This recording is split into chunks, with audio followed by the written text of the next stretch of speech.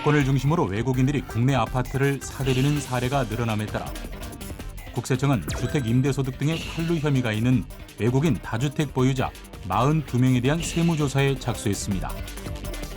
자세한 내용 지금부터 소개합니다.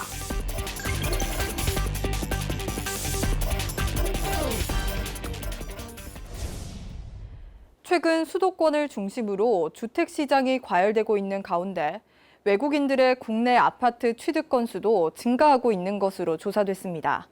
특히 올해는 전년 동기 대비 거래 건수와 거래 금액이 크게 증가한 것으로 나타나 세무조사에 착수하게 된 것인데요.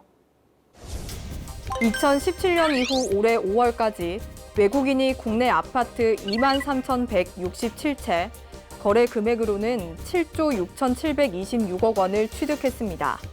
특히 올해 1월부터 5월까지 외국인이 국내 아파트를 3,514건, 거래 금액 총 1조 2,539억 원을 취득하여 전년 동기 대비 거래 건수는 26.9% 증가하였고 거래 금액은 49.1% 증가했는데요.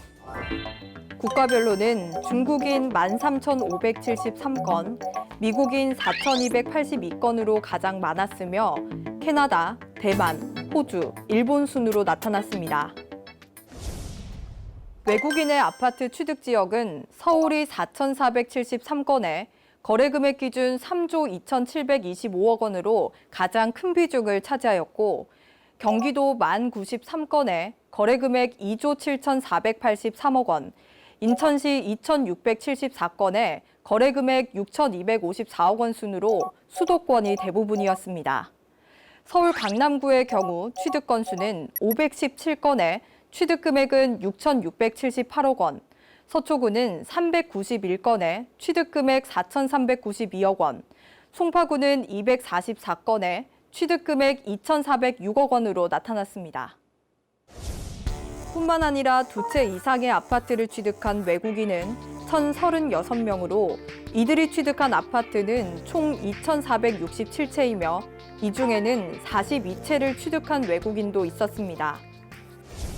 전체 외국인 취득 아파트의 32.7%인 7,569건에서 소유주가 실제로 거주하지 않는 것으로 나타났습니다. 외국인이 실제 거주하지 않는 아파트를 여러 채 취득, 보유하고 있는 것은 일반적으로 투기성 수요라 의심됩니다.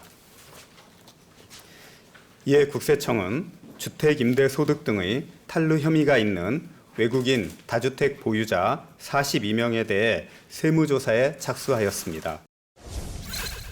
외국인이 국내 아파트를 취득, 보유, 양도하는 경우에도 내국인과 같은 납세 의무가 있는데요. 비거주 외국인이라 하더라도 거주자와 동일하게 취득 단계에서는 취득세와 등록세를 납부해야 하며 보유 단계에서는 주택 임대소득 등에 대한 세금을 납부해야 합니다. 또한 양도 단계에서는 조세조약 및 세법에 따라 비거주자의 국내 부동산 양도소득은 국내에서 과세하게 되어 있습니다. 국세청은 이번 조사를 통해 조사 대상자의 임대소득 탈루는 물론 취득자금 출처, 양도했을 경우에는 양도소득 탈루 혐의 등에 대해서도 철저하게 검증합니다. 실거주 이외의 목적으로 외국의 부동산을 취득한 경우에는 해당국 과세 당국의 관리 체계에서 벗어나 있는 경우가 많기 때문에 신고 의무 위반 등의 혐의에 대해 해당국에서 세무조사 등 적절한 조치를 취할 것으로 기대합니다.